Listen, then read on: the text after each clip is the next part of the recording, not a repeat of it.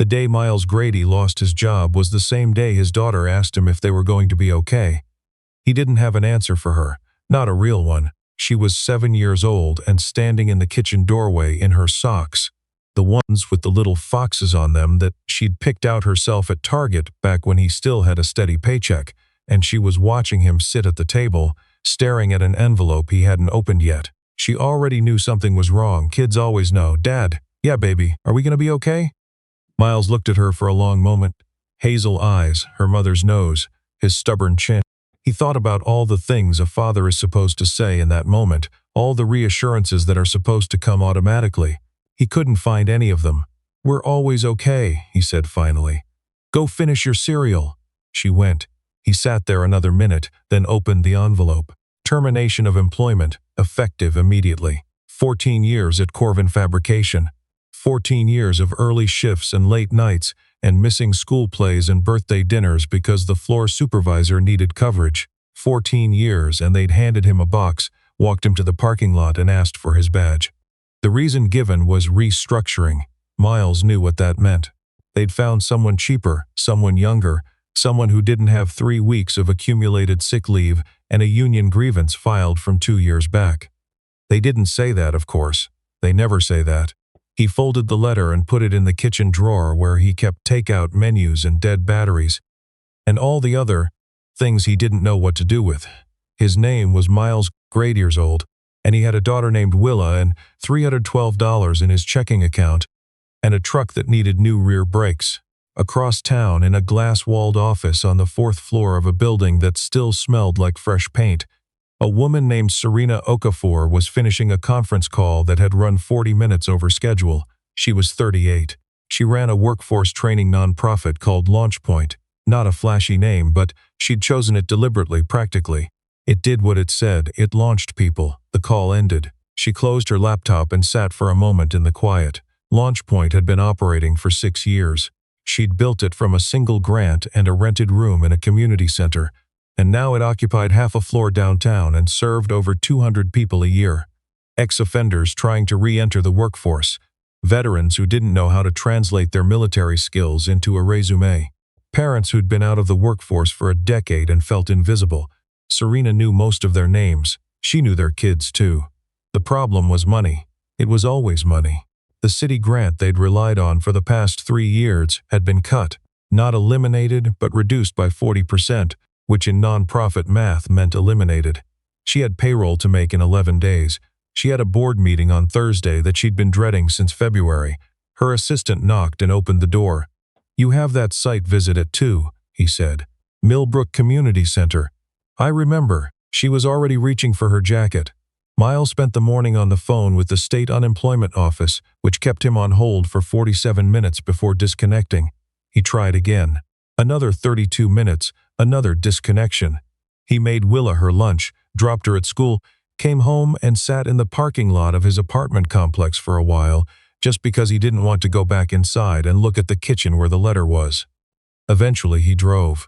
He didn't have anywhere specific to go, which was a strange feeling for a man who'd spent 14 years showing up somewhere specific every single morning at 6:15. He ended up at a gas station on Mercer Avenue, filling the tank even though he probably shouldn't have. He needed to be careful now, needed to think. And when he replaced the nozzle, a woman was standing behind his truck. She was trying to load a duffel bag into the back seat of an old Civic that had the trunk held shut with a bungee cord, and she'd dropped her keys. And when she bent to pick them up, she lost her grip on the bag, and everything came out onto the pavement. Clothes, a water bottle, a folder stuffed with papers. Miles crouched and helped her gather it up without thinking about it much. "It's just what you do." "Thank you," she said. She was maybe 60, heavy winter coat despite the weather being halfway decent, and she had that look. Miles had come to recognize it over the years, couldn't have named it exactly, but it was a kind of stretched look, like someone who'd been managing too much for too long and was running low on whatever quality keeps you from showing it. She dropped her keys again, getting them into the lock. Miles picked them up and handed them over without comment. "I'm sorry," she said. It's been a day." "I get that," Miles said. She got the door open finally. Then she paused and turned back to him, and she looked embarrassed, and she said, "I hate to ask this, I really hate to ask this, but I'm $40 short on my bus pass. My son's bus pass. He's got a job interview Monday and he can't." She stopped. "I'm sorry, I don't do this. I've never done this." Miles stood there for a second. He thought about the letter in the kitchen drawer. He thought about the rear brakes on his truck and the $312 in his account. He thought about Willa asking if they were going to be okay. Then he thought about the way this woman kept apologizing for asking, and the way she'd said, "I've never done this," and the particular kind of dignity that makes someone ashamed of needing help when they need help. He pulled out his wallet. He had 2 20s. He gave her both of them. Her face did something complicated. "That's too much," she said. "I only need—" "Keep it," Miles said, "for whatever else comes up." She looked at him for a moment like she was trying to figure out how to respond to that, and then she just said, "God bless you," very quietly, and got in her car and drove away. Miles stood in the gas station parking lot for a minute after she left. $40. He'd just given away $40 he couldn't afford to give away. He waited for the feeling of regret, and it didn't come, not exactly, though something else did, a sort of flat, quiet certainty that he'd done the right thing even if it was also the dumb thing, and that those two categories overlapped more often than people liked to admit. He got in his truck and drove home. Serena's site visit at Millbrook ran long. They always ran long, and she ended up staying to help them finish setting up for a job fair that started in an hour, because one of their coordinators had called out sick and she couldn't just leave them with a half-arranged room and 30 folding tables. She got back to the office at 5:30 to find 3 voicemails and an email from the board chair that she didn't open immediately because she already knew what it said. She sat at her desk in the empty office. Everyone else had gone home, and she let herself be tired for about 4 minutes. That was the rule she'd made for herself years ago when she was first starting out and felt overwhelmed all the time. 4 minutes. Then you get back up. She got back up. She opened the email. The board chair wanted to discuss strategic options, which was language she'd learned to decode. It meant he thought they should merge with another organization. It meant he thought LaunchPoint should stop being LaunchPoint. She'd built this thing from nothing. She'd hired every staff member personally. She knew where the coffee filters were kept, and which bathroom light flickered, and which participant was most likely to show up 20 minutes early, because being early was the one thing they'd managed to hold on to from a previous life. She was not going to hand it to someone else to absorb and rename and reorganize until it disappeared, but she needed funding. She needed it in the next 2 weeks.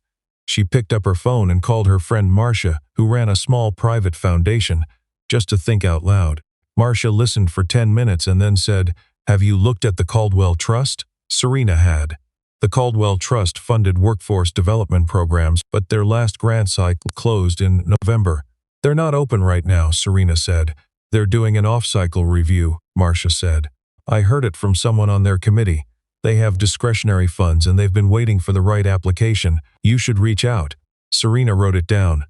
After she hung up, she sat very still for a moment.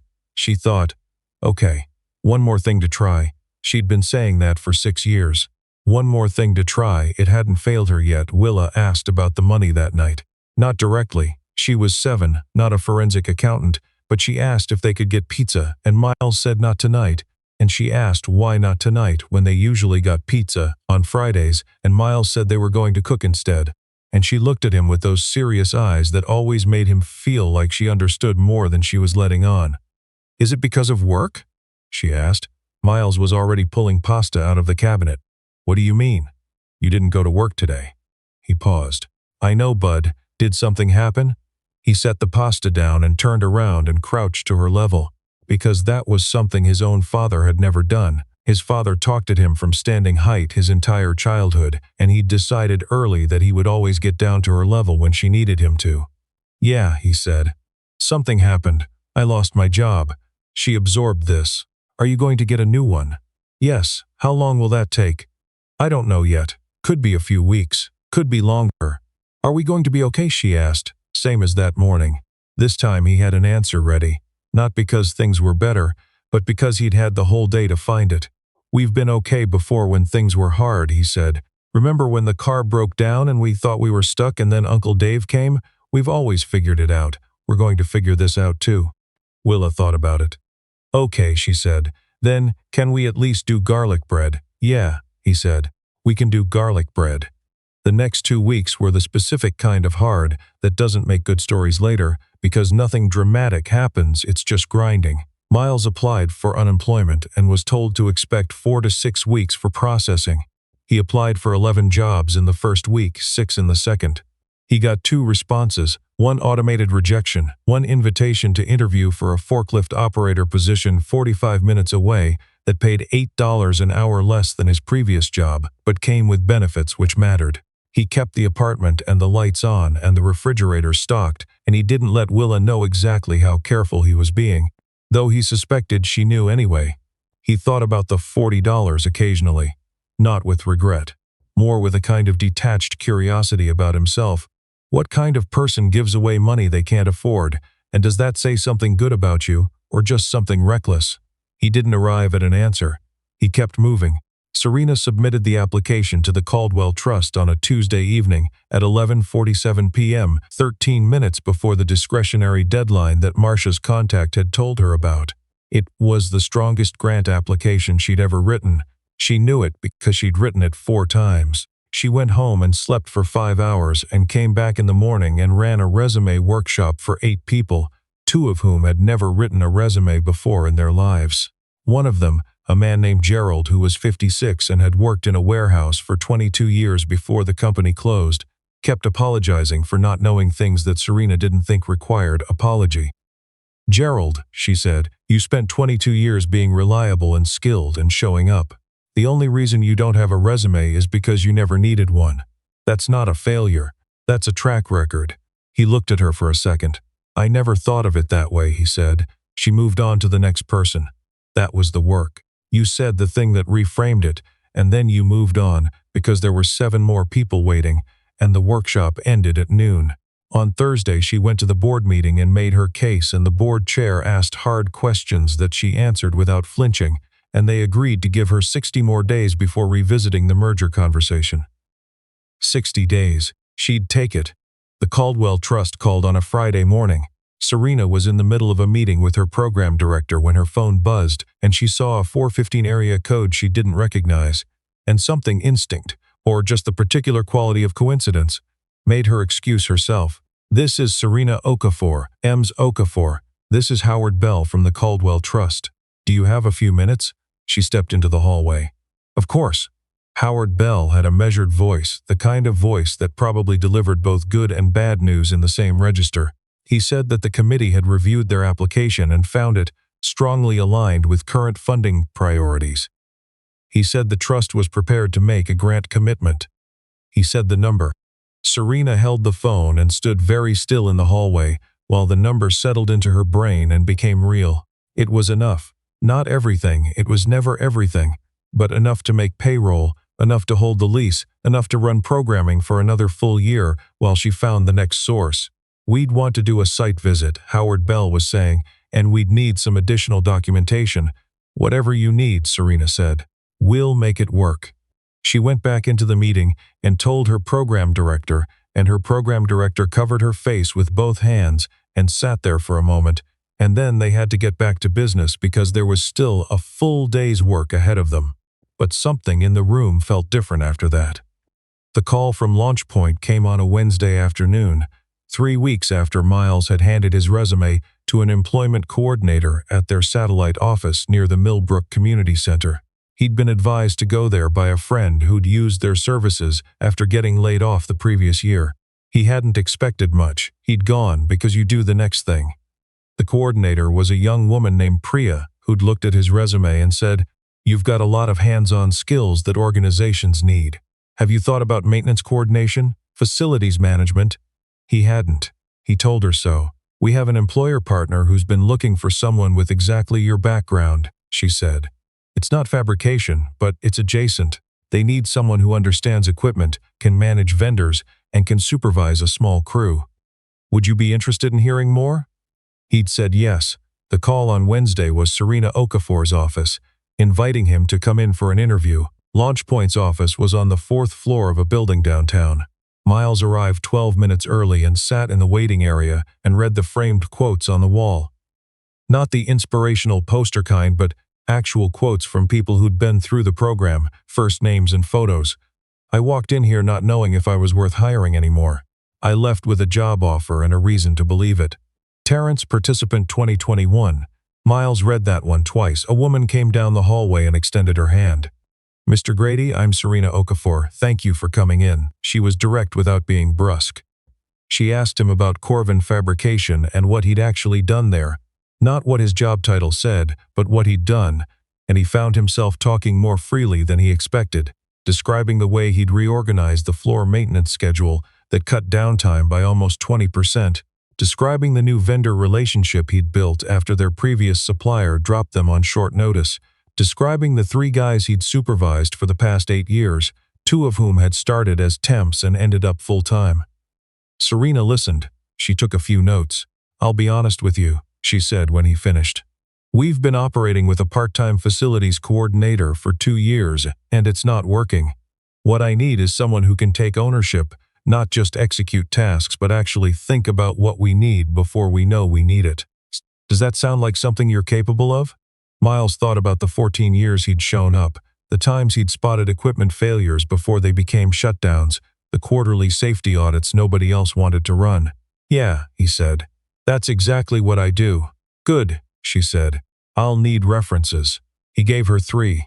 She was writing them down when she paused and looked up. Can I ask you something kind of outside the scope of this? Sure. Why did you come to Launch Point specifically? We're primarily a job training program. Most people who come to us are looking for skills development, not direct placement. Miles shrugged. A friend told me about you. Said you helped him find his footing again.